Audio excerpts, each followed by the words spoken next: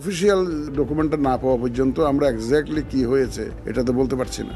Official document হাতে আসার পর আওয়ামী লীগের নিবন্ধন বাতিলের বিষয়ে সিদ্ধান্ত নেওয়া হবে বলে জানিয়েছেন প্রধান নির্বাচন commissioner AMM Nasir Uddin.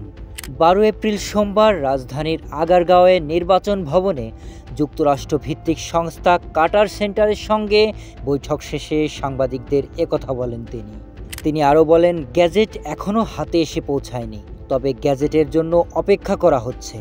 Election commission এই দেশের জন্যই কাজ করে, তারা এই বিষয়ে ইকুয়ালি কনসার্ন রয়েছে। সাথে আরও যোগ করে বলেন, যখন আকাশে সূর্য উঠে যাবে তখন তা পরিষ্কার দেখতে পারবেন।